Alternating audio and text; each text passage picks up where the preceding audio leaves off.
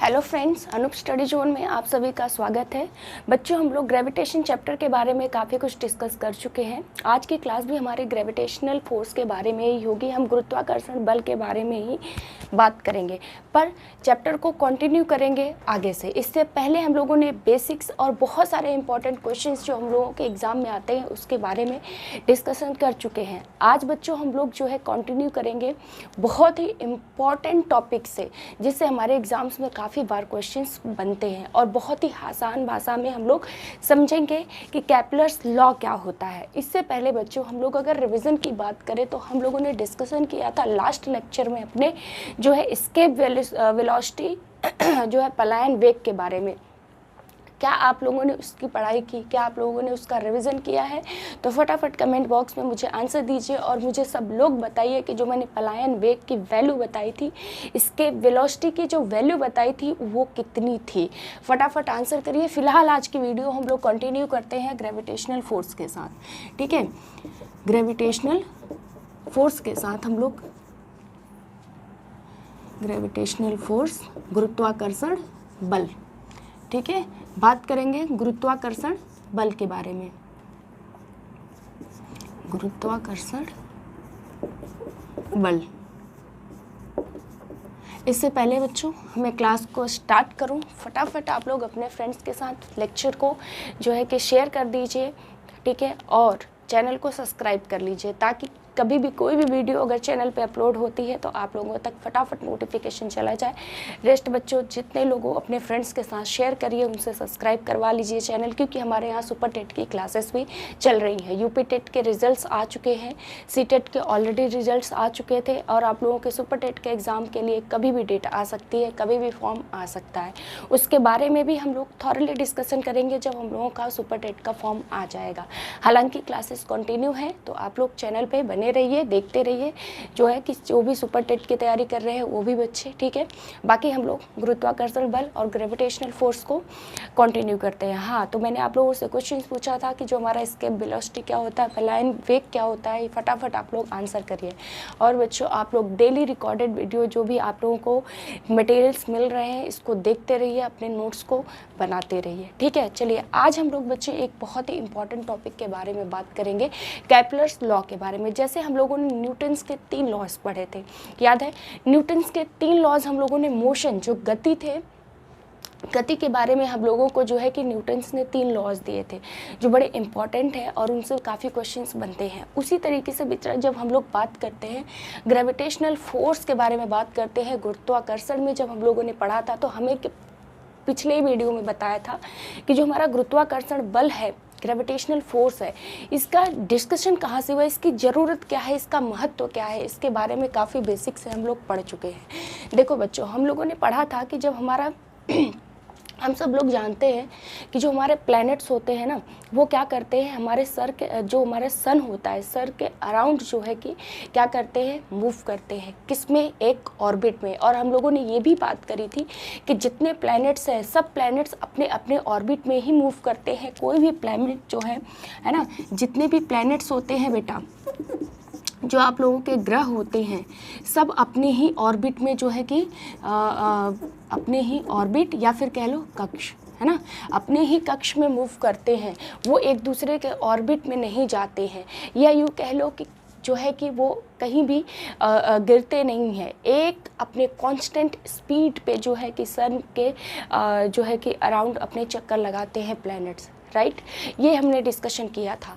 इसका भी आंसर बताया था कि ऐसा क्यों होता है। तो सिर्फ बच्चों इसका आंसर है आप लोगों का ग्रेविटेशनल फोर्स, गुरुत्वाकर्षण बल। गुरुत्वाकर्षण बल की वजह से ही क्या होता है कि प्लैनेट्स जो होते हैं अपने ऑर्बिट में, अपने कक्ष में जो है कि मूव कर पाते हैं, राइट। आज हम लोग बात करते हैं जिस तरीके से बच्चों मोशन के 3 हमारे लॉज हैं, उसी तरीके से केपलर्स ने 3 लॉज दिए हैं। 3 लॉज किसके बारे में दिए हैं बच्चे? इन्होंने ये बताया है कि हमें पता है कि जो हमारे ग्रह होते हैं, जो प्लैनेट होते हैं, वो एक ऑर्बिट में सन के अराउंड मूव कर रहे होते हैं। उसी से रिलेटेड आज हम लोग बहुत इंपॉर्टेंट 3 लॉज पढ़ेंगे, ठीक है। कितने? 3 लॉज पढ़ेंगे। किसके? केपलर्स के, ठीक है। अगर आप लोगों को आंसर्स पता है तो कमेंट बॉक्स में आंसर्स करते रहिए, ठीक है बच्चों। चलिए, आई होप आपने अपने फ्रेंड्स के साथ शेयर कर लिया होगा वीडियो, ठीक है। तो स्टार्ट करते हैं। तो आज का लेक्चर स्टार्ट करेंगे बच्चों हम लोग जो है कि कैपलर्स लॉ के साथ। क्या आप लोगों को कैपलर्स लॉ के बारे में पता है कि कैपलर्स लॉ क्या होता है? देखो, मैंने बात करी बच्चे कि कैपलर्स ने जो लॉज दिया है ना, सबसे पहले तो सब लोग भाई हेडिंग डाल लो कैपलर्स लॉज, ठीक है। हम लोग बात करेंगे आज कैपलर्स के 3 लॉज के बारे में, ठीक है, कि कैपलर्स के जो लॉज होते हैं वो होते क्या हैं।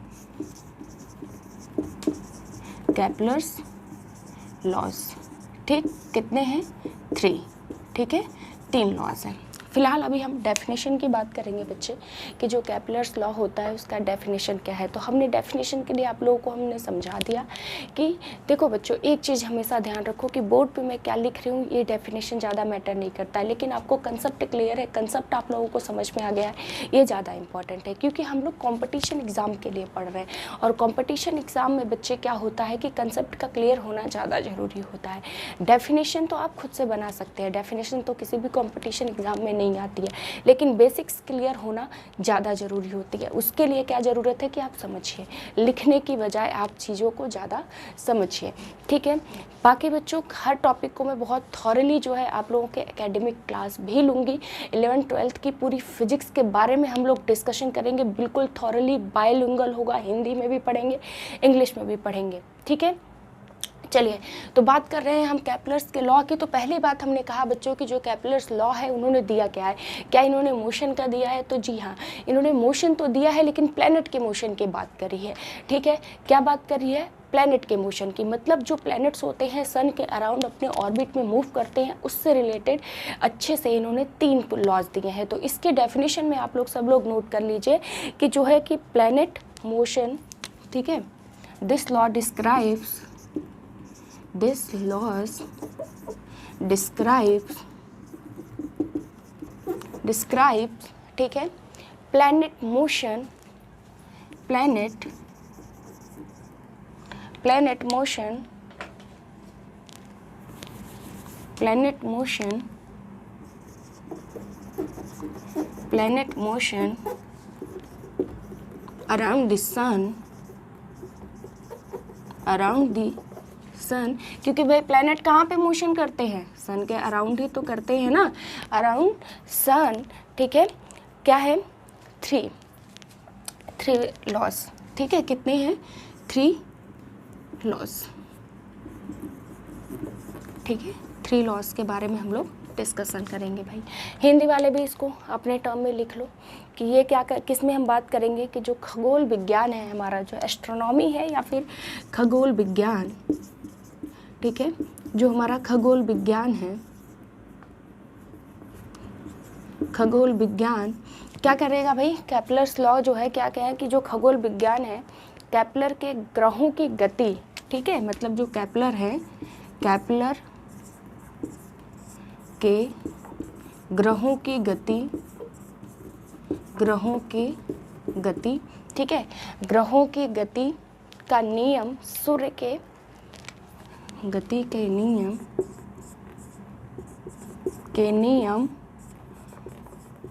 सूर्य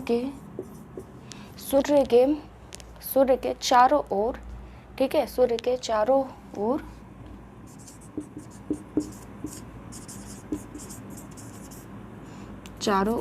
है ना, पूरा कंप्लीट, चारों ओर क्या करते हैं भाई? चारों ओर गति के नियम, सूर्य के चारों ओर घूर्णन, ठीक है बेटा। तो मतलब कुल ले दे करके हमें क्या बात करनी है कि जो हमारे सन के अराउंड प्लैनेट मूव करते हैं हम लोग जानते हैं, ठीक है।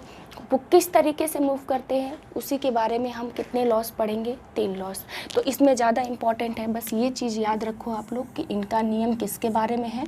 प्लैनेट के मोशन के बारे में है, ठीक है। मतलब जो उनका क्या है? ग्रहों का घूर्णन है, घूर्णन के बारे में बात करेंगे, ठीक है। ये चीज़ आपको ज़्यादा समझनी है। तो क्वेश्चंस कैसे आएंगे मैम? तो क्वेश्चन बच्चों आप लोगों के इस तरीके से आते हैं कि जो कैपलर्स लॉ है related to which motion of planet, motion of human being और फिर motion of earth, motion of sun, इस तरीके से अगर देता है तो आप किसके बारे में बात करेंगे कि भाई जब जो केपलर्स लॉ है वो प्लैनेट ऑफ मोशन, जो मोशन है किसके, प्लैनेट, ग्रहों के गति के बारे में इन्होंने नियम दिया है। तो अगर आपके बेसिक और डेफिनेशन से क्वेश्चन बना तो इससे यही क्वेश्चन बन सकता है। बाकी बेसिक्स तो आप लोगों ने समझ लिया। अब यहाँ से स्टार्ट करते हैं बच्चों हम लोग कि कैपलर्स के जो है पहला नियम क्या है, दूसरा नियम क्या है और तीसरा नियम क्या है। चलिए अगर हम कैपलर्स के पहले लॉ की बात करें, ठीक है, अगर हम कैपलर्स के पहले लॉ की बात करें तो क्या आप सब लोगों को इसके बारे में कुछ भी पता है? देखो बच्चों, जब भी आप लोगों को कुछ भी पता रहा करे तो प्लीज़ आप लोग उसको जो है क्या करा करो, अपने जो कमेंट बॉक्स में है उनसे आंसर करते रहा करो, ताकि ये समझ में आए कि कितने लोगों को क्या क्या समझ में आ रहा है। ठीक है, तो Kepler's law, Kepler's first law कर लो। ठीक है, कैपलर्स फर्स्ट लॉ, ठीक है, या फिर इसको आप लोग हेडिंग डाल लो, Kepler's law of planetary motion. ये ज़्यादा अच्छा होगा ताकि आप लोगों के दिमाग में ये चीज़ घुसी रहे कि भाई हम प्लैनेटरी मोशन की ही बात कर रहे हैं, ग्रहों के गति के बारे में ही बात कर रहे हैं। ठीक है, तो इसका बेहतर है कि आप लोग हेडिंग सब लोग डालिए, Kepler's laws, Kepler's laws, laws of planetary motion. ठीक है, प्लैनेटरी मोशन मतलब कैपलर के ग्रहों की, कैपलर के ग्रहों की गति के, ग्रहों के गति के नियम। ठीक है, मतलब हम किसकी बात कर रहे हैं बेटा, प्लैनेटरी मोशन, या फिर कह लो जो ग्रह के गति के नियम हैं उसके बारे में, है ना। ये चीज़ ज़्यादा इम्पॉर्टेंट है। चलिए तो हम लोग यहाँ पे कैपलर्स का पहला नियम पढ़ते हैं बच्चे। ठीक है, क्या पढ़ते हैं, Kepler's, Kepler's first law, Kepler's first law, कैपलर प्रथम नियम। ठीक है बेटा, चलो इसके बारे में अगर हम डिस्कशन करेंगे तो देखो भाई, पहली बात हम लोगों ने बच्चों क्या बात करी कि हम लोग इसमें बात करेंगे ग्रहों के बारे में। ठीक है, चलो तो स्टार्ट करते हैं। अब हम लोग मुझे ये बताइए कि जब हम ये कहते हैं कि जो हमारा ग्रह होता है वो सन के अराउंड किस तरीके से मूव करता है, तो देखिए आप लोग कहेंगे कि मैम ये हमारा ग्रह हो गया, यहाँ पे ये सन हो गया सपोज करो, है ना, हमारा सूर्य हो गया। ठीक है, और यहाँ पे इस तरीके से जो ग्रह है वो क्या करेंगे, अपना मूव करते रहेंगे, है ना, इस तरीके से मूव करेंगे, राइट। देखो बच्चों, हम लोगों के माइंड में एक बड़ी कन्फ्यूजन बात होती है। अगर मैं आप लोगों से एक चीज़ पूछूंगी कि बच्चों जो ये ग्रह है ये सन के ऑर्बिट में इस तरीके से मूव तो कर रहा है, लेकिन ये किस शेप में मूव कर रहा है, तो आप कहेंगे कि मैम ये मतलब इस तरीके से सर्कल में मूव कर रहा है, राइट। लेकिन ये आंसर गलत है। ठीक है, तो पहली बात तो ये समझो कि जो कैपलर्स का फर्स्ट लॉ होता है बेटा, इसको हम और किस नाम से जानते हैं, तो लॉ ऑफ ऑर्बिट या कक्ष का नियम भी कहते हैं। तो फटाफट इसको नोट कर लीजिए कि इसका दूसरा नाम क्या है, दूसरा नाम, सेकेंड नेम, अगर हम बात करें सेकेंड नेम के बारे में या इसको किसी नाम से और जानते हैं तो लॉ ऑफ ऑर्बिट। ठीक है, किसके नाम से जानते हैं, कक्ष का नियम, कक्ष का नियम, या फिर कह लो लॉ ऑफ ऑर्बिट। ठीक है, वेरी इंपॉर्टेंट, इसको आप लोग नोट कर लो बेटा। ठीक है, ये काफ़ी इम्पॉर्टेंट है क्योंकि डायरेक्ट अभी जब मैं तीनों लॉज आप लोगों को पढ़ा दूंगी तो आप लोग इसमें कंफ्यूज हो जाएंगे। देखेंगे कि जो तीनों लॉज है, तीनों लॉ को एक अपना अलग अलग नाम है। जैसे यहाँ पे कैपलर का फर्स्ट लॉ तो ठीक है, अगर कैपलर्स का फर्स्ट लॉ मेंशन करता है तो आप समझ जाएंगे कि एग्जामिनर क्वेश्चन किसके बारे में डिस्कस कर रहा है। लेकिन अगर एग्जामिनर ने आपको घुमा दिया और फर्स्ट लॉ नाम, कैपलर्स का फर्स्ट लॉ नाम ना दे करके आपसे इस चीज़ को हटा कर डायरेक्ट बात करें कि भाई कक्ष का नियम या लॉ ऑफ ऑर्बिट के बारे में कुछ क्वेश्चन पूछे तो आप क्या समझेंगे?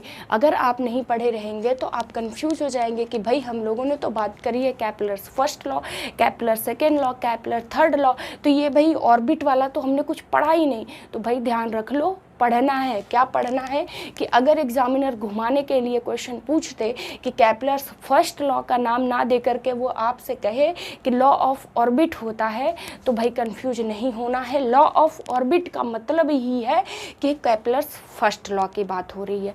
अब दूसरी बात ये हो गई कि क्या आपको रटना है? अरे भाई रटना बिल्कुल है ही नहीं, क्योंकि मेरा तो पूरा प्रयास ही यही है कि फिजिक्स को आप लोग समझिए, इसको रटिए नहीं। मतलब मैम देखो, जब ये पूरी मैं फर्स्ट लॉ को समझा दूंगी तो आपको खुद ब खुद ये बात समझ में आ जाएगी कि लॉ ऑफ ऑर्बिट इसका नाम क्यों रखा गया है। ठीक है, देखो साइंटिस्ट भी जब किसी चीज़ को नाम को रखते हैं, बताते हैं, तो उसके पीछे का लॉजिक होता है ना। हमने कितनी बार कहा कि हमारी जो फिजिक्स है वो हमसे ही बनी हुई है ना। तो सीधी सी बात है कि लॉ ऑफ ऑर्बिट है तो इसका मतलब है कि कुछ रिलेटेड टर्म, कुछ रिलेटेड कंसेप्ट इससे ज़रूर होगा। तो आइए देखते हैं कि इससे रिलेटेड क्या चीज़ें हैं। चलिए, फिलहाल यहाँ पे हमने बात करी थी कि जो हमारा सूर्य होता है उसके चारों तरफ एक ग्रह चक्कर लगाते हैं। ठीक है मैम, ये तो हम जानते हैं, लेकिन क्या ये ग्रह जो होते हैं वो किस शेप पे, क्या वो सर्कल में जो है कि मूव करते हैं? तो बिल्कुल नहीं भाई, कोई भी आंसर ये नहीं करेगा, बिल्कुल गलत हो जाएगा। जो सन के चारों तरफ जो ग्रह आपके होते हैं, जो प्लैनेट्स होते हैं सन के अराउंड जो मूव कर रहे होते हैं बेटा, वो किस शेप में कर रहे होते हैं, उनका जो ऑर्बिटल शेप होता है वो होता है आपका एलिप्टिकल। आई बात समझ में? इंग्लिश वाले एलिप्टिकल समझेंगे और हिंदी वाले समझेंगे भाई दीर्घ वृत्ताकार। आई बात समझ में? मतलब कि जो ये शेप होता है ना बेटा, ये देखो, ये सर्कल शेप नहीं होता है। ये किस शेप में होता है आप लोगों का? तो ये होता है आप लोगों का किस तरीके का? एलिप्टिकल शेप या फिर दीर्घ वृत्ताकार की हम बात कर रहे होते हैं।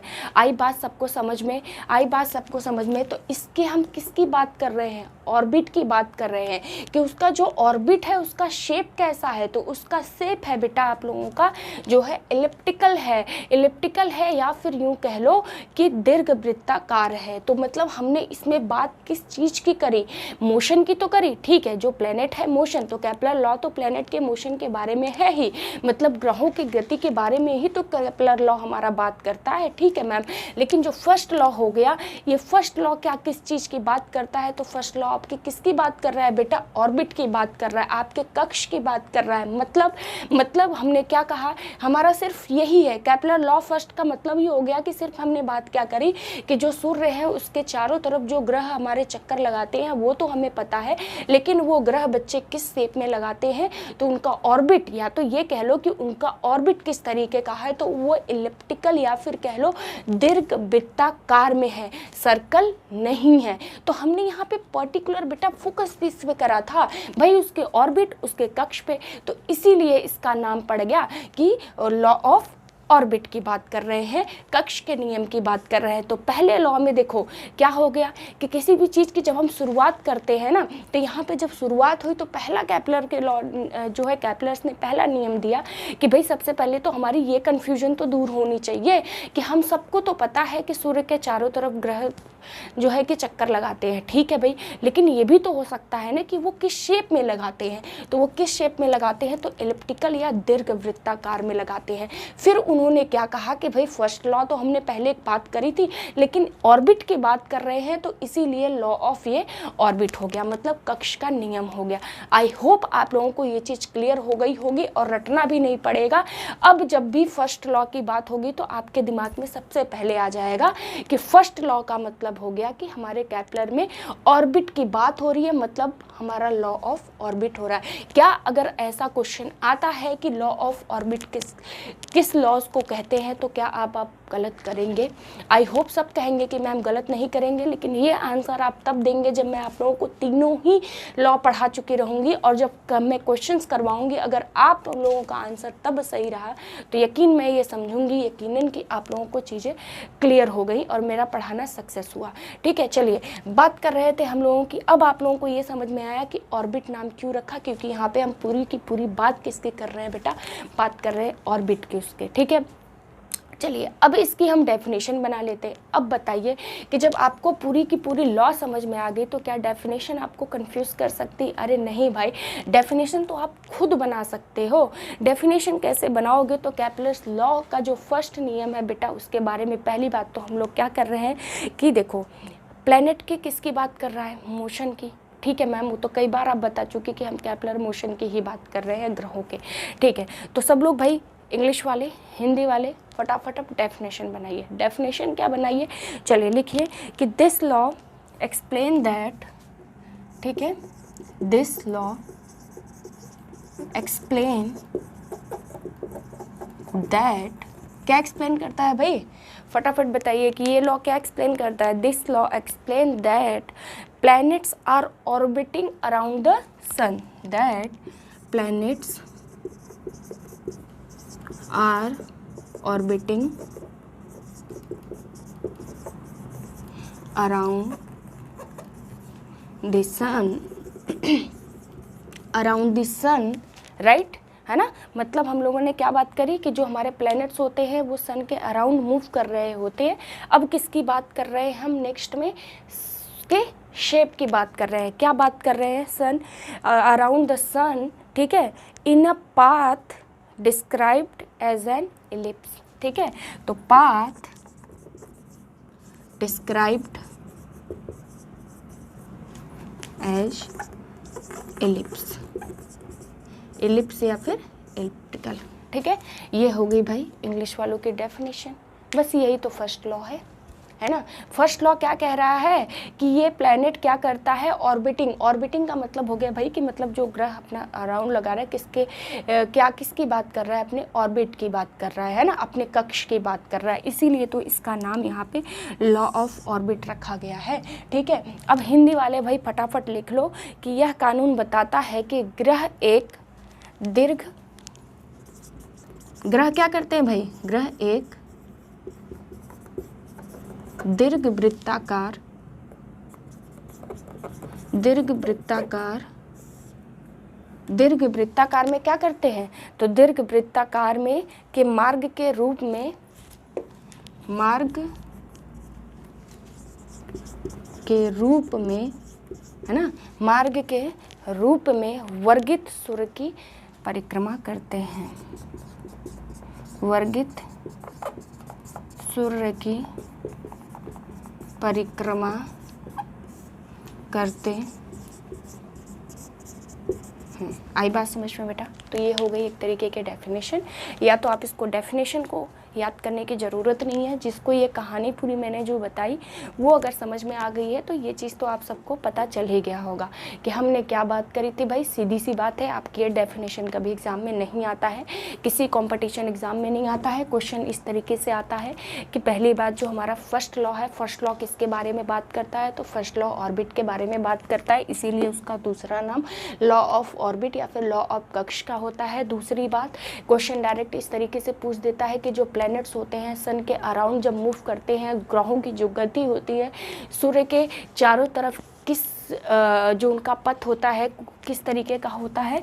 तो पथ उनका जो है दीर्घ वृत्ताकार, या फिर कह लो कि उनका जो पाथ है वो कैसा होता है? एलिप्टिकल या फिर इलिप्स होता है। सिर्फ ये दो वर्ड याद रखना है, और जिसको ये दो वर्ड याद है उसका क्वेश्चन गलत होना ही नहीं है, अगर आता है कैपलर के फर्स्ट लॉ के नियम से तो। आगे बात समझ में बच्चे? तो इसके क्या है शेप इस तरीके के। तो आई होप कि आप लोगों को फर्स्ट लॉ बिल्कुल क्लियर हो गया है होगा। अब फर्स्ट लॉ में इससे आगे, इससे ऊपर, इससे बाहर कुछ क्वेश्चंस आप लोगों के बनने ही नहीं है। आप खुद सोचिए कि क्वेश्चंस क्या बन सकते हैं, सिर्फ आपके लिए समझना ज़रूरी है। ठीक है, आई होप ये आप लोग फटाफट नोट कर लीजिए क्वेश्चंस के लिए। ठीक है, कि फर्स्ट लॉ को हम ऑर्बिट का, और भाई ऑर्बिट का हम जो है लॉ कहते क्यों हैं मैंने आप लोगों को वो भी बता दिया। क्योंकि जब भी साइंटिस्ट किसी भी चीज़ों का नामकरण करते हैं ना बच्चे, तो उससे रिलेटेड ही होते हैं। इस चीज़ को आप इस तरीके से ध्यान रखो कि जब आप लोग मूवी देखने जाते हो ना, तो मूवी का जो नाम होता है ना वो क्या होता है, कहीं ना कहीं आप देखोगे कि उस मूवी में जो वो नाम होता है या तो उसकी थीम वही होती है या तो हीरो का नाम वही होता है ना, कुछ न कुछ उससे लिंक्ड रहता है तभी उस मूवी का नाम रखा जाता है, ठीक है। तो उसी तरीके से बच्चे यहाँ पे भी साइंटिस्ट करते हैं। तो आप लोग फिजिक्स को ऐसे पढ़ा करिए इंटरेस्टिंग। अगर मैंने आपसे ये कह दिया कि लॉ ऑफ ऑर्बिट है तो दिमाग फटाफट घुमाइए, भाई ऑर्बिट है मतलब ऑर्बिट की बात हो रही होगी, तो इसमें हीरो कौन हो गया, ऑर्बिट, ठीक है। इसको इस तरीके से लिंक करके आप लोग याद रखिए। चलिए फिलहाल आगे बढ़ते हुए हम लोग बात करते हैं केपलर्स के सेकेंड लॉ। क्या आप लोगों को पता है कि केपलर्स का सेकेंड लॉ क्या कहता है, ठीक है। अगर हम केपलर्स के सेकेंड लॉ की बात करते हैं बेटा, इसके दूसरे नियम की बात करते हैं, तो जिन लोगों को भी पता है अगर मुझे आंसर करेंगे कमेंट बॉक्स में तो बहुत अच्छा लगेगा, ठीक है। बाकी बच्चों अगर आप लोगों को लॉ समझ में आ रहा है, बातें समझ में आ रही है, तो फटाफट चैनल को लाइक और शेयर सब्सक्राइब कर लीजिए, ठीक है। अपने दोस्तों को साथ भाई शेयर कर लो, अकेले पढ़ना पाप होता है। चलिए अगर हम बात करते हैं बेटा केपलर्स के सेकेंड लॉ की, सेकेंड लॉ की बात करते हैं, ठीक है, मतलब केपलर के दूसरे नियम की बात अगर हम करें, ठीक है। चलिए अब बेटा मैं आपको, इसका भी एक दूसरा नाम है, ठीक। केपलर का जो सेकंड नियम होता है ना, इसका भी दूसरा नाम है, लेकिन दूसरा नामकरण आप लोग मुझे खुद बताएंगे। कब बताएंगे, जब मैं आप लोगों को पूरा कंसेप्ट समझा दूंगी, तब आप लोग मुझे कहेंगे कि मैम इसका क्या नाम हो सकता है। जैसे हिंदी में हम लोग जो है हम लोगों को जब पूरा पैराग्राफ दिया रहता है, पैसेज दिया रहता है, तो उसके बाद हमें शीर्षक का नाम, एक शीर्षक ढूंढना पड़ता है। तो आज वो काम आप लोग यहाँ पे करेंगे। चलिए बात करते हैं अगर हम सेकेंड नियम की, तो भाई देखो ग्रह किस शेप में होते हैं, कैसे वो ऑर्बिट में मूव करते हैं, वो उस तरीका तो हम लोगों को पता चल गया। अब बेटा हम बात करते हैं कि जो हमारा केपलर का सेकंड नियम है ना, इसमें इन्होंने बात करी है स्पीड के बारे में, ठीक है। स्पीड के पहले इन्होंने बात करी थी ऑर्बिट के बारे में, अब इन्होंने बात करी है कि जो हमारा स्पीड होता है ना, मतलब स्पीड की बात अगर मैं करूं तो आप खुद सोचो कि अगर यहाँ पे सन है, ठीक है, यहाँ पे सन है, सन मैंने क्या बताया, इलिप्टिकल शेप में ग्रह हमारे जो होते हैं किस शेप में होते हैं बच्चे, तो हमारा क्या होता है, शेप इसका इलिप्टिकल होता है, ठीक है। अब देखो एक चीज़ आप लोग, चलो इसको मैं थोड़ा सा अच्छे से बना देती हूँ, ठीक है। मान लो ये आप लोगों का क्या है, सन है, ठीक है। ये क्या है, हम लोगों का सूर्य है। ये ग्रह इस तरीके से होंगे, इस तरीके से होंगे, इस तरीके से होंगे और इस तरीके से मूव कर रहे होंगे, राइट। मतलब एक ग्रह यहाँ पे होगा, यहाँ पे होगा, यहाँ पे होगा, यहाँ पे होगा, अलग अलग ग्रह होते हैं, ठीक है। अब आप लोग मुझे कमेंट बॉक्स में आंसर करिए कि सूरज के सबसे नज़दीक ग्रह कौन सा होता है। जो कोई यहाँ से जीके जीएस का भी क्वेश्चन ऐसा आता है ना, कौन सा ग्रह सबसे गर्म होता है और क्यों होता है। और बहुत सारे मूर्ख बच्चे हमको ये बताएंगे कि जो सन के सबसे पास होता है वही जो है कि सबसे गर्म ग्रह होता है ना। तो फटाफट आंसर करो, इसके बाद मैं आप लोगों को आंसर बताती हूँ कि कितने बच्चे मूर्ख हैं और कितने लोग जो है कि समझदार हैं, है ना। चलो यहाँ हम बात करेंगे बेटा कि देखो हमने यहाँ पे एक चीज़ बात करी कि अब देखो ये तो बात होगी कि भाई सब अपने इलिप्टिकल शेप में अपने ऑर्बिट में कर रहे हैं मूव, ठीक है, वो तो हमने पहले बात करी। अब यहाँ पे मैंने आपसे क्या कहा बच्चे कि यहाँ पे स्पीड की बात होती है, किसकी स्पीड की, जो ग्रह हैं। अब देखो जब ये ग्रह मूव कर रहे हैं तो इनकी कोई अपनी चाल तो होगी, किसी स्पीड से ही तो होगी, मूव कर रहे होंगे ना, उनकी जो गति है वो किसी चाल से ही तो जो है कि मूव कर रही होगी ना। तो यहाँ पे हम बेसिकली बात करेंगे ना बच्चों कि कौन सा ग्रह फास्ट मूव कर रहा है, कौन सा ग्रह जो है कि स्लो मूव कर रहा है। अब इसमें एक चीज़ आप मुझे बताओ कि जो ग्रह सूर्य के सबसे पास होगा क्या वो तेज़ी से मूव करेगा, या फिर जो हमारा ग्रह सबसे लास्ट में होगा, सबसे दूर होगा, वो मूव करेगा। यही बात हम डिस्कस करेंगे किसमें, सेकेंड लॉ में। सिर्फ इतनी ही बात है बेटा कि जब हम केपलर्स के सेकेंड लॉ की बात करते हैं तो सिर्फ इतनी ही बात करेंगे। पहले ऑर्बिट की बात करिए और यहाँ पे इनके स्पीड की बात करेंगे, क्योंकि ग्रह अपने ऑर्बिट में है, ठीक है, बात समझ में आई, लेकिन उनकी अपनी स्पीड भी तो होगी ना। तो स्पीड है तो मेरा पहला क्वेश्चन ये है कि जो सूरज के पास है ग्रह, क्या वो तेज़ी से मूव करते हैं, या जो सूरज से दूर है ग्रह वो तेज़ी से मूव करते हैं। फटाफट आंसर मुझे बताइए और अपने दिमाग को दौड़ाइए कि फिजिक्स में जो साइंटिस्ट है, अगर इस तरीके की बात करें, देखो बच्चे यहाँ से जीके के भी क्वेश्चंस बनते हैं आप लोगों के, है ना, जीके में भी इस तरीके के क्वेश्चंस आते हैं, ठीक है। तो ये कंसेप्ट अगर आप लोगों का बेसिक क्लियर होगा तो फिजिक्स से ही क्या, जीके का एक क्वेश्चन का 1 नंबर भी आपका मिल सकता है, जो लोग ध्यान से सुनेंगे। फिलहाल हम लोग बात कर रहे हैं, तो देखो बच्चे मैं आप लोगों को एक चीज़ बड़ा क्लियरली बता दूँ कि जो भी ग्रह हमारे सूरज के ज़्यादा पास होते हैं वो ग्रह ज़्यादा तेज़ी से मूव करते हैं, ठीक है। तो मतलब किसकी स्पीड ज़्यादा होती है, जो सूरज के पास होते हैं, जो हमारे प्लैनेट सन के पास होते हैं, उनकी जो मूवमेंट होती है, उनकी जो कह लो कि स्पीड होती है ना बच्चे, वो क्या होती है, ज़्यादा होती है। और जितना दूर वो चले जाते हैं धीरे धीरे धीरे धीरे धीरे, उनकी क्या होती है, स्पीड कम हो जाती है। आई बात समझ में। तो केपलर सेकेंड लॉ के बारे में क्या बात करी हम लोगों ने, तो सिर्फ इतनी ही बात है बेटा, सिर्फ इतनी ही बात है कि जो हमारा सेकेंड लॉ होता है केपलर्स का, वो क्या होता है, तो सिर्फ स्पीड की बात होती है, ठीक है। अब देखो भाई, यहाँ पे बात कर रहे हैं हम स्पीड की, तो एक चीज़ आप लोग और समझो, ठीक है। ये तो हो गई डेफिनेशन में। जिन लोगों को बातें समझ में आती जा रही हैं बेटा, शॉर्ट में भी अपने मन से उसके बारे में चीज़ें लिखते जाइए, बनाते जाइए, ठीक है। बाकी इसका डायग्राम हम लोग यहाँ पे समझ लेते हैं और वहाँ से ही समझेंगे हम इसके दूसरे नाम के बारे में कि हमें केपलर्स के सेकेंड लॉ को किस चीज़ से याद रखना है, किस नाम से याद रखना है, ठीक है बच्चे। देखो यहाँ पे सपोज करो आपका क्या है, सन, ठीक है। यहाँ पे आपका क्या है, सूर्य है। आई बात समझ में, इज दैट क्लियर, ठीक है। अब इसके बाद क्या है बेटा, यहाँ का एक एरिया सपोज कर लो, ये एरिया आपका क्या है, x, ये क्षेत्रफल क्या है आपका, x, है ना। कंफ्यूज नहीं होना है, टेंशन नहीं लेना है, एक एक चीज़ मैम लिखी है तो उसको समझाएंगी, लिखी है तो उसका कोई मतलब है। चलिए यहाँ पे बात करते हैं हम लोग। सपोज करिए यहाँ पे आप लोगों का हो गया ये आप लोगों की एक डिस्टेंस हो गई, ठीक है। ये डिस्टेंस कैसी हो गई, तो ये हो गया आपका एरिया y, क्षेत्रफल y। अपने दिमाग को सुस्त और शांत करके बिल्कुल नहीं बैठना है, दिमाग दौड़ाते रहना है कि क्या बात हो रही है ना। पृष्ठभूमि तो हम लोगों ने तैयार कर ही ली, समझ ही लिया कि किसके बारे में डिस्कशन हो रहा है, तो मैम ये क्या बना रही हैं, ये आपको भी समझना है, ठीक है। चलिए यहाँ पे हम लोगों ने बात करी थी, ठीक है। अब बेटा देखो ये हमारा पोर्शन क्या हो गया, यहाँ पे जो हो जाएगा आप लोगों का, ये बात हो जाएगी हम लोगों की पेरिहेलियन, है ना। इसके बाद यहाँ पे आपका हो जाएगा तो एपिहेलियन, ठीक है। आगे बात समझ में, प्लैनेट्स ऑर्बिट अराउंड सन, ठीक है बेटा, ठीक है। यहाँ तक बात समझ में आ गई। ये मान लो ये तो अपना डिस्टेंस है ना, तो इस तरीके से दूरी, डिस्टेंस या दूरी हो गई, ठीक है। चलो अब यहाँ पे मुझे एक बात बताओ आप लोग बेटा, प्लैनेट, ठीक है।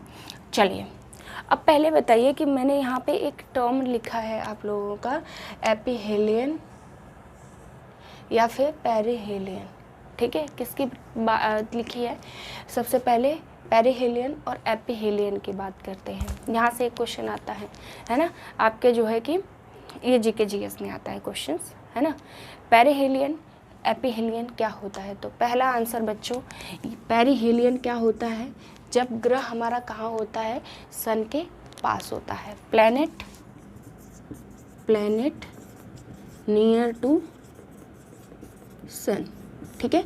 मतलब सूर्य जो होता है, सूर्य के पास ग्रह, ठीक है, ग्रह जब सूर्य के पास हो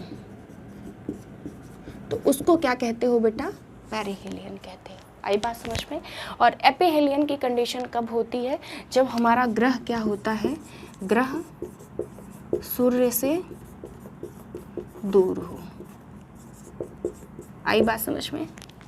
पहली बात। इतनी बात क्लियर हो गई। ये आप लोगों का एक क्वेश्चन बनता है कि पेरिहेलियन की कंडीशन कब बनती है, तो जब ग्रह हमारा सूर्य के नज़दीक होता है तो उसको हम पेरिहेलियन की कंडीशन कहते हैं, और जब हमारा ग्रह बेटा सूर्य से दूर जाता है तो उसको हम जो है एपिहेलियन की बात करते हैं। ठीक है, ये भी याद रखें। फिलहाल हम यहाँ बात करते हैं आगे। एक चीज़ ध्यान रखना बेटा कि जो ये वाला एरिया होता है ना, ठीक है, मतलब ये वाला एरिया मतलब जो सूर्य के पास का एरिया हो, मतलब सूर्य के पास का क्षेत्रफल। आप खुद देखो ये एरिया सूर्य के पास है कि नहीं है। अगर इस एरिया की बात करेंगे, इस क्षेत्रफल की बात करेंगे, तो ये सूरज से दूर है, राइट। देखो ध्यान से समझो कि ये जो क्षेत्रफल होता है, जो ये एरिया है, और जो ये एरिया वाई मैंने बात करी है, वाई क्या है, वाई जो है आपके जो है कि सन से दूरी, मतलब सूर्य से दूरी की जो एरिया है, क्षेत्रफल है, वह है। और जो एरिया एक्स है, ये क्षेत्रफल कहाँ का है, सूरज के पास का है, सन के पास का है। लेकिन एक चीज़ यहाँ पे समझने वाली बात ये है बेटा कि जो आपका एरिया ये एक्स है ना, एरिया एक्स, जो क्षेत्रफल है हमारा एक्स, ये किसके बराबर है, ये एरिया वाई, क्षेत्रफल वाई, ये क्या होता है, ये एरिया दोनों क्या होता है बेटा, इक्वल होता है। आई बात समझ में। तो दूरी डिस्टेंस में डिफरेंस होता है ना, मतलब एक सन इस तरीके से जब प्लैनेट्स मूव करते हैं तो उनकी दूरी तो दूर होती है, उनकी जो दूरी होगी, डिस्टेंस होगी, वो दूर होता है। लेकिन बात क्या करी मैंने यहाँ पे, एरिया, क्षेत्रफल की बात कर रही हूँ बेटा मैं यहाँ पे, किसकी बात कर रही हूँ, तो क्षेत्रफल। तो एक चीज़ अब यहाँ पे आप लोग ध्यान रखो कि जो सूरज के पास हमारा ग्रह होगा, ठीक है, उसका क्षेत्रफल, क्या क्षेत्रफल, और जो सूरज से दूर होगा उसका क्षेत्रफल, दोनों जो एरिया होगा बेटा वो क्या होगा, हमेशा इक्वल होगा। और इस पे मैं एम्फेसाइज इसलिए कर रही हूँ क्योंकि यहाँ से क्वेश्चंस बनते हैं। अब बताओ, अगर मैं आपसे कहूँ कि कोई एक ग्रह है जो सूरज के पास है और एक ग्रह है जो सूरज से दूर है, अगर उन दोनों के बीच का मैं एरिया की बात करूँगी, उनके क्षेत्रफल की बात करूँगी, तो आप क्या कहेंगे कि मैम उनका जो एरिया है ना, जो उनका क्षेत्रफल है वो कैसा है, तो वो बराबर है। एरिया और जो उनका क्षेत्रफल है वो एक्स और वाई, मतलब जो पास में ग्रह है और जो दूर में ग्रह है, उन दोनों का जो एरिया है, क्षेत्रफल है, वो क्या है, बराबर है। तो यहाँ पे जो एरिया एक्स मतलब वो ग्रह जो सूर्य के पास है, और यहाँ पे वाई मतलब वो ग्रह की दूरी की बात कर रहे हैं, क्षेत्रफल की, जो सन से दूर है। आई बात समझ में। तो यहाँ पे देखो एम्फेसाइज अगर मैं आप लोगों से कहूँ कि पूरी कहानी तो आप लोगों ने समझ ली भाई, अब मुझे बता दो एक शीर्षक, इसमें से पूरी चीज़ें जितनी भी कंडीशंस मैंने जो आप लोगों को बता दी, यहाँ से आप लोग मुझे बेटा एक नाम दे दो कि अगर मुझे ये इतनी सारी चीज़ें समझाने के बाद मैं पूछूँ कि केपलर सेकेंड लॉ को किस नाम से और हम लोग जान सकते हैं, तो क्या आप आंसर बता सकते हैं। यहाँ पे देखिए कॉमन क्या चीज़ रही है, सारी चीज़ें हम लोगों ने बात करी, लेकिन मैंने क्या बताया कि एक इम्पॉर्टेंट क्वेश्चन कहाँ से बनेगा, एरिया से बनेगा, राइट। मतलब जो इन सब का क्षेत्रफल है यहाँ से बनेगा। तो मतलब ये जो एरिया है ना, ये बड़ा इम्पॉर्टेंट रोल हो गया। तो इसी पे इस शीर्षक का नाम, मतलब इस केपलर सेकेंड लॉ का नाम मैं क्या रख सकती हूँ, तो फटाफट बताइए। तो लॉ ऑफ इक्वल एरिया, ठीक है। तो इसका जो सेकेंड नेम होता है ना बेटा, सेकेंड नेम क्या हो जाएगा, लॉ ऑफ इक्वल एरिया। आई बात समझ में। मतलब बराबर क्षेत्रफल का नियम, बराबर क्षेत्रफल का नियम। आई बात समझ में बच्चों, बराबर क्षेत्रफल का नियम, ठीक है। या फिर बराबर कह लो, या फिर कह लो कि जो है आपका समानांतर, है ना, मतलब सेम होता है। एरिया इक्वल या फिर सेम, आप इसको चाहे इक्वल समझ लो चाहे सेम समझ लो, दोनों चीज़ें होती हैं। यहाँ पे बराबर कर लो या फिर समानांतर कर लो, ठीक है, बराबर कर लो या समानांतर कर लो, ठीक है। तो ये बात आप लोगों को समझ में आ गई। अब अगर मैं बात करूँगी बेटा कि एग्जामिनर आपको केपलर सेकेंड लॉ करके ना दे करके बात करें एरिया और क्षेत्रफल के बारे में, तो आप फटाक से आपका दिमाग काम करना चाहिए कि जब क्षेत्रफल एरिया की बात हो रही है, मतलब किसकी बात हो रही है बेटा, तो एरिया क्षेत्रफल में आपकी जो बात हो रही है ना बच्चे, वो बात हो रही है आप लोगों की जो है केपलर्स सेकेंड लॉ। क्यों? क्योंकि पहले लॉ में तो हम लोगों ने बात करी थी ना ऑर्बिट की, है ना, और दूसरे में हम लोगों ने बात करी थी किसकी, तो उसके स्पीड की बात करी। अब यहाँ पे एक बड़ा इंपॉर्टेंट टर्म ये भी आप लोग समझिए कि इसका जो इम्पॉर्टेंट टर्म है ना बेटा, वो ये चीज़ भी ध्यान रखिए कि जब भी कोई हमारा जो ग्रह होता है सूरज के पास रहता है तो उसकी स्पीड ज़्यादा होती है। तो सब लोग इसका डेफिनेशन बताइए। पूरी चीज़ें हम लोगों ने यहाँ पे पढ़ ली। अब हम बात करेंगे बेटा इसके सिर्फ और सिर्फ डेफिनेशन की, ठीक है। तो डेफिनेशन लिखने के लिए भाई हम इसको रफ कर रहे हैं। आई होप कि आपने इन सारी चीज़ों को नोट कर लिया होगा। चलिए, अब अगर मैं इसके डेफिनेशन की बात करूं तो डेफिनेशन में हम लोगों ने जब समझा था तो मैंने आप लोगों को बताया था कि पहली बात तो ये लॉ, सेकंड लॉ जो होता है ये किस पे बात कर रहा है, तो स्पीड ऑफ प्लेनेट की बात कर रहा है। ठीक है मैडम, स्पीड ऑफ प्लेनेट की बात कर रहा है। तो अब डेफिनेशन कैसे बनेगा, फटाफट लिखो। दिस लॉ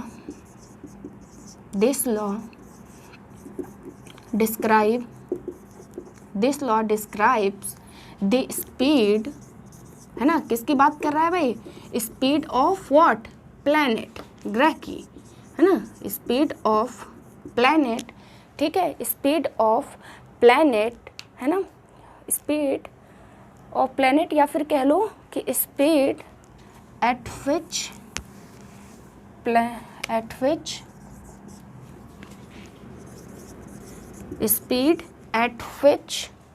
है ना, at which any given planet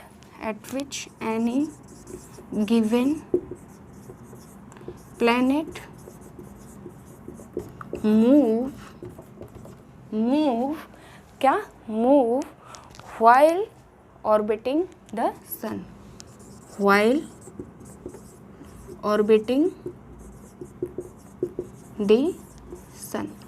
ठीक है। एक बात आप लोग ध्यान रखो कि इस टर्म जो है ना वर्डिंग इधर से उधर हो जानी चाहिए, कोई दिक्कत नहीं है, क्योंकि आप थ्योरी पेपर नहीं लिख रहे हैं, लेकिन कंसेप्ट क्लियर होना चाहिए। तो कंसेप्ट क्या है कि इस लॉ में हम बात करते हैं किसकी, तो सबसे पहले याद रखो स्पीड की। किसकी बात करते हैं बच्चे, तो स्पीड की। किसकी स्पीड, है ना, कि जिस पे क्या करता है हमारा जो प्लैनेट है ना वो क्या करता है, मूव करता है। ठीक है, देखो ये प्लैनेट मूव या व्हाइल ऑर्बिटिंग सन। ऑर्बिटिंग सन का मतलब क्या हो गया कि इस तरीके से वो ऑर्बिट में ही तो मूव करता है।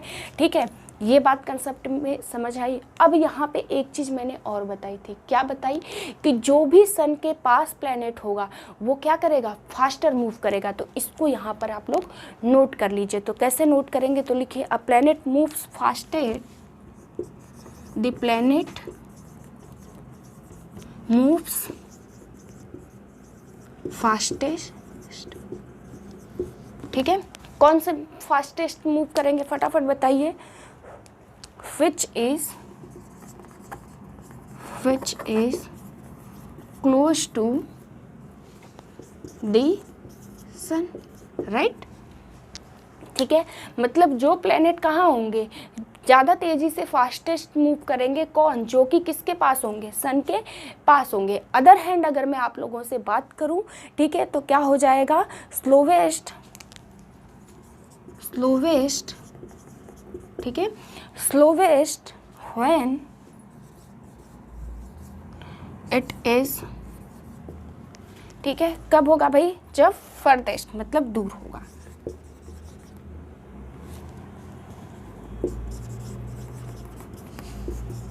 टू दी सन।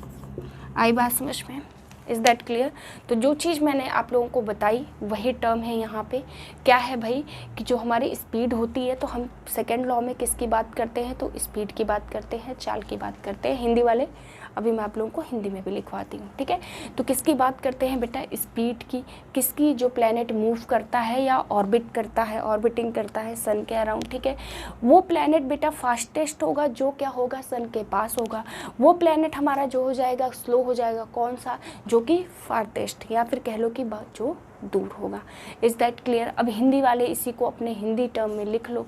ठीक है, चलो ठीक है। तो क्या है कि एक ग्रह सबसे तेज ठीक है। हिंदी वाले सब लोग भाई इसको अपने टर्म में लिख लो कि वह ग्रह जो है कि क्या होता है, सबसे तेज चलता है, जो कि किसके पास होता है, सूरज के पास होता है। और जो सूरज से दूर होता है उसकी जो घूर्णन होती है, उसकी जो गति होती है स्लो होती है या धीरे होती है। आई बात समझ में? इसी की बात हम लोगों ने करी। ठीक, अब बच्चे हम लोग बात करते हैं, आगे बढ़ते हैं और एक लास्ट जो है कि केपलर्स लॉ की जो लास्ट है उसके बारे में बात करेंगे, थर्ड के बारे में। ठीक है, तो अब यहाँ से क्वेश्चंस क्या बनते हैं। तो पहली बात तो आप लोगों को केपलर्स का जो दूसरा नियम है उसका नाम ही पता चल गया कि सेकेंड नाम क्या है, इक्वल एरिया या फिर बराबर समानांतर क्षेत्रफल के बारे में हम लोग बात करते हैं। Is that clear? एक तो यहीं से इम्पॉर्टेंट क्वेश्चन। दूसरी बात क्या हो जाती है कि हम केपलर्स के दूसरे नियम या फिर अगर कह लें कि उसके गति स्पीड चाल की जब ग्रहों की बात करते हैं तो केपलर्स का कौन सा लॉ लगता है, तो आप क्या कहेंगे कि उसके जब शेप की बात होती है तब हमारा फर्स्ट लॉ होता है, जब उसकी चाल की बात होती है तो हमारा सेकेंड लॉ होता है। आई बात समझ में? चलिए लास्ट हम लोग जो है कि बात करते हैं केपलर्स थर्ड लॉ की।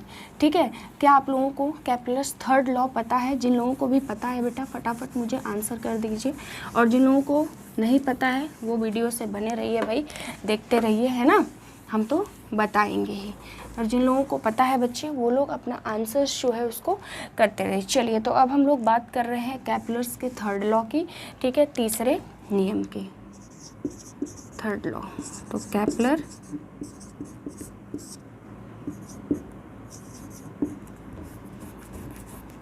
का तीसरा नियम, तीसरा नियम। Is that clear? अब बताओ बच्चों, क्या आप लोगों को जो है कि तीसरा नियम पता है? देखो बच्चे, मैं आप लोगों को हमेशा जब भी पढ़ाती हूँ तो डेफिनेशन खुद से बनवाती हूँ, क्योंकि देखो जब हमें उसकी पूरी इन्फॉर्मेशन, हमें जब बेसिक्स पता चल गई बच्चे, तो फिर हम डेफिनेशन तो खुद से बना सकते हैं ना। चीज़ों की जो डेफिनेशन होती है ना, जब आपको कंसेप्ट क्लियर है तो क्या आप उसकी व्याख्या नहीं कर सकते हैं? तो आप बिल्कुल कर सकते हैं। चलिए, अब मैं यहाँ पे सिर्फ एक फॉर्मूला लिखती हूँ और उसी से हम पूरा जो है कि केपलर्स का पूरा तीनों लॉ, जो थर्ड लॉ है मतलब, ठीक है, उसको पढ़ लेंगे। और अगेन आप लोगों को मैं ये ड्यूटी दूंगी कि जब मैं इसको पूरा पढ़ लूँगी, जब हम पूरा कंसेप्ट क्लियर कर लेंगे, पूरे कंसेप्ट की जब बच्चे बात कर लेंगे, तब आप लोग मुझे बताइएगा कि जो केपलर्स थर्ड लॉ है इसका दूसरा नाम क्या है। ठीक है, बस इतना मैं आप लोगों को बता देती हूँ कि इसका दूसरा नाम है। ठीक है, अब हम लोग जा रहे हैं स्टार्ट करने, और आप लोग अपना दिमाग चलाते रहिए कि इसका दूसरा नाम और क्या हो सकता है। ठीक है, इससे आप लोगों की थोड़ी सी भाई जो है क्यूरियोसिटी भी बनी रहेगी और दिमाग भी खुला रहेगा। ठीक, जब दिमाग चलता रहेगा तो चीज़ें समझ में आएंगी, तो सिलेक्शन तो आपका डन है। और फिलहाल फिजिक्स से क्वेश्चन नहीं छूटेगा, ये तो मेरी श्योरिटी है। बाकी अगर कुछ भी पसंद आ रहा है, केपलर्स लॉ आप लोगों को समझ में आ रहा है बच्चे, फटाफट वीडियो को लाइक करके सब्सक्राइब करो और अपने दोस्तों के साथ भाई शेयर करना तो बिल्कुल मत भूलो। चलो आगे बढ़ते हैं हम लोग जो है केपलर्स के थर्ड लॉ की जब बात करते हैं। देखो बच्चे, जब केपलर्स के थर्ड लॉ की हम लोग बात करते हैं ना, तो यहाँ पे मैं एक फार्मूला लिखती हूँ और उससे डेफिनेशन बनाने की बात करेंगे। फार्मूला क्या हो गया? t² is equal to r का क्यूब। बस जिसको ये चीज़ समझ आ गई ना भाई, बस केपलर्स थर्ड लॉ खत्म। ठीक, और क्वेश्चंस भी यहीं से बनता है। अब बात कर लेते हैं कि जो ये टर्म हम लोगों ने जो लिखा है इसका मीनिंग क्या है। अगर टी है तो टी से तो सबको समझ में आना चाहिए कि यहाँ पे क्या है, ऑर्बिटल पीरियड या ऑर्बिटल टाइम की बात हो रही है। चलो भाई सब लोग लिख लो, यहाँ पे क्या है, ये ऑर्बिटल पीरियड। ठीक है, आर की बात करते हैं बेटा, तो आर हमारा क्या हो जाता है, मीन डिस्टेंस। ठीक है, मीन डिस्टेंस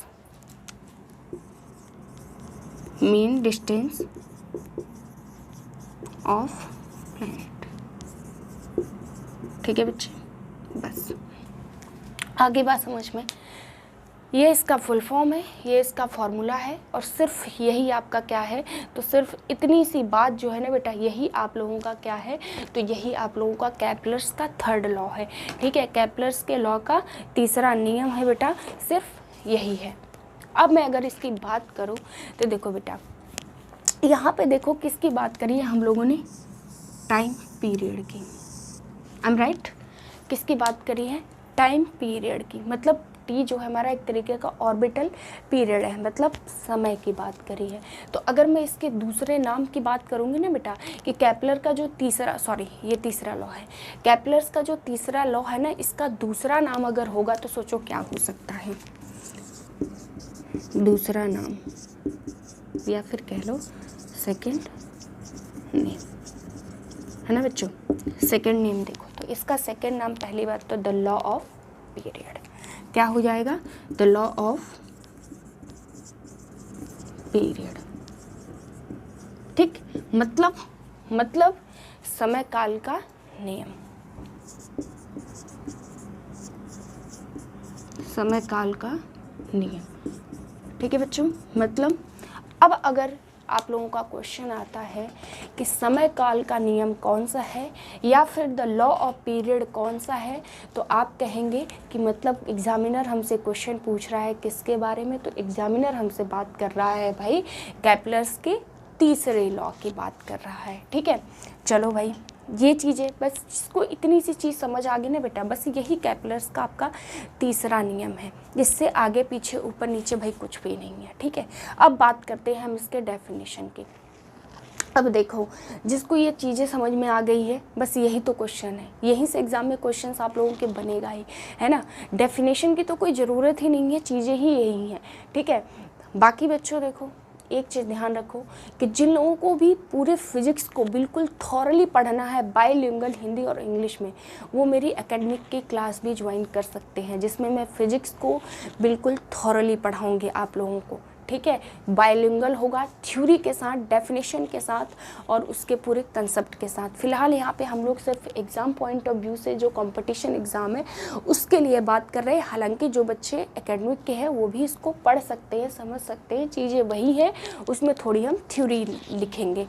ठीक है, बट कंसेप्ट चीज़ें यही होगी। तो ये सारी चीज़ें सबके लिए हैं। ठीक है, जिसको थ्योरी लिखनी है वो वहाँ भी देख सकता है। ठीक है, चलिए यहाँ पे बात करते हैं बच्चे हम लोग इसके डेफिनेशन के। अब बताओ कि इसकी डेफिनेशन क्या हो जाएगी, the square of time period. ठीक है, किसका स्क्वायर है, टाइम पीरियड का, तो लिखो भाई the square of time period, the square of time period from the sun, from the sun of any planet is proportional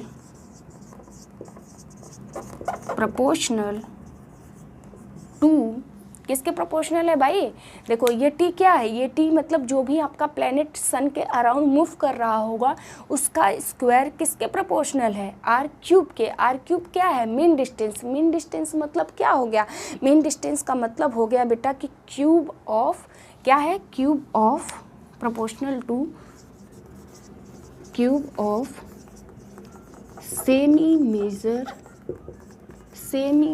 major axis of its orbit, semi major axis of its orbit, right? ठीक है, semi major axis of its orbit. ठीक है, मतलब देखो भाई सीधी सी बात है, हमने आप लोगों से क्या कहा कि एग्ज़ाम में ये चीज़ तो आपसे नहीं पूछी जाएगी, लेकिन कंसेप्ट आप लोगों का ये ज़रूर हो जाएगा कि अगर एग्जामिन में आप लोगों को क्वेश्चन देता है कि अगर क्वेश्चन की बात करें बच्चे तो क्वेश्चन बन जाएगी कि जो केपलर का थर्ड लॉ है, या थर्ड लॉ आपको नाम ना दे करके बात कर दे लॉ ऑफ पीरियड क्या कहता है, तो वो सीधी सी बात यही कहता है कि जो टी स्क्वायर होता है वो किसके प्रोपोर्शनल है, तो टी स्क्वायर। एक्चुअली बच्चों देखो यहाँ पे ही आप लोगों का प्रोपोर्शनल का साइन लगा लो। ठीक है, यहाँ पे इक्वल ना करके आप लोग इसको प्रोपोर्शनल का साइन लगाओ। ठीक है, तो टी स्क्वायर किसके प्रोपोर्शनल है, आर क्यूब के। आर क्यूब का मतलब किस चीज़ की बात कर रहे हैं हम, सेमी मेजर जो इसकी एक्सेस है प्लेनेट के खुद के ऑर्बिट की। आगे बात समझ में, ये बात यहाँ पे आप लोगों को क्लियर हो गई। ठीक है बच्चे, तो सिर्फ यही कहानी है। हिंदी वाले भी आगे लिख लो, किसी भी ग्रह की अवधि, ठीक है, हिंदी वाले लिख लो, किसी भी ग्रह की अवधि, किसी भी ग्रह की अवधि का वर्ग, का वर्ग, है ना, स्क्वायर का वर्ग क्या होता है बेटा, तो वो उसकी कक्षा के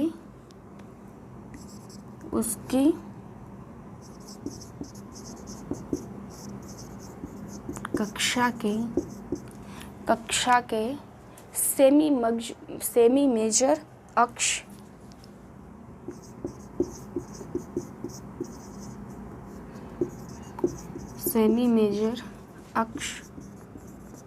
अक्ष के घन के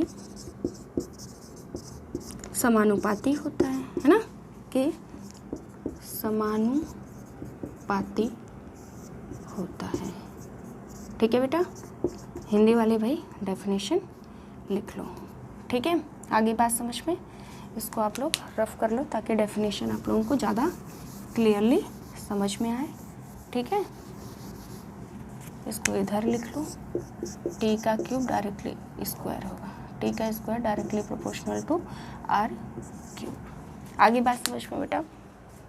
ठीक है, आप लोगों को क्लियर हो गया ये डेफिनेशन। हिंदी वाले यहाँ से यहाँ तक लिख लो भाई इसको, ठीक है, और इंग्लिश वाले ये लिख लो।